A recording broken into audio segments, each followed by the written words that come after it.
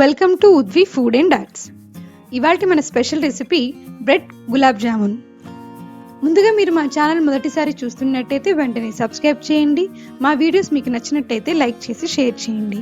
Latest updates కోసం bell ఐకాన్ని click చేయండి. ఎప్పుడైనా మీకు స్వీట్ తినాలనిపిస్తే ఒక్కసారి బ్రెడ్తో గులాబ్ జామున్ ట్రై చేయండి, చాలా చక్కగా ఉంటుంది. దీనికి కావాల్సిన పదార్థాలు 10 బ్రెడ్ స్లైసెస్, అలాగే 1 కప్ షుగర్, 1 కప్ నీళ్లు, యాలకుల పొడి, 1/2 కప్ పాలు, ఎండు ద్రాక్ష. ఇప్పుడు తయారీ విధానం చూద్దాం.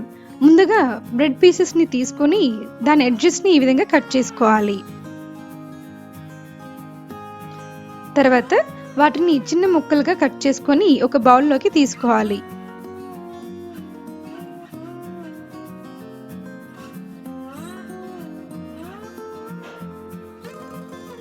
అందులో కొద్దిగా పాలు యాడ్ చేసుకుంటూ బాగా కలుపుకోవాలి.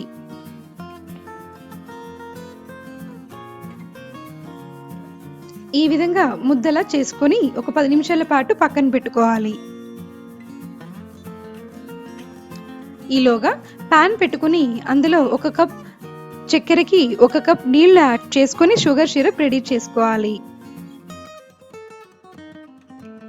ఇలా కలుపుకుంటూ చక్కెర కరిగేంత వరకు బాగా కలుపుకుంటూ షుగర్ సిరప్ని రెడీ చేసుకోవాలి.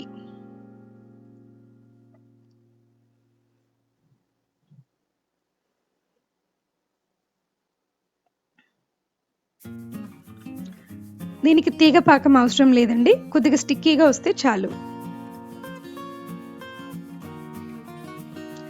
అందులో యాలకుల పొడిని యాడ్ చేసుకుని మరోసారి బాగా కలుపుకోవాలి.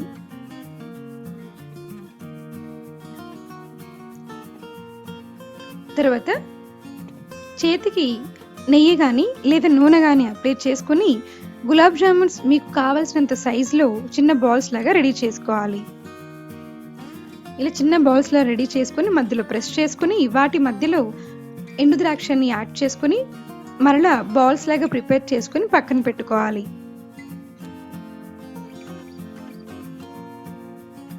ఈ విధంగా మిగిలిన మిశ్రమాన్ని కూడా చిన్న చిన్న బాల్స్ లాగా రెడీ చేసుకుని పక్కన పెట్టుకోవాలి.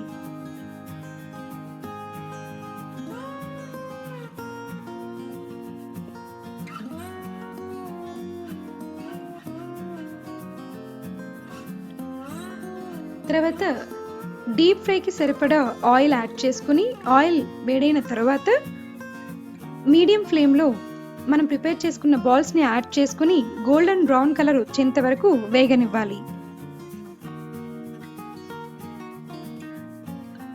మధ్య మధ్యలో కదుపుకుంటూ ఈవెన్గా ఫ్రై చేసుకోవాలి.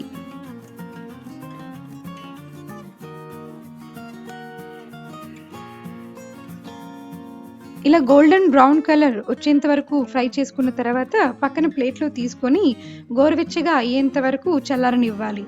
తర్వాత షుగర్ సిరప్లో యాడ్ చేసుకుని సన్నటి మంటపై 2 నిమిషాల పాటు ఫ్రై చేసుకోవాలి.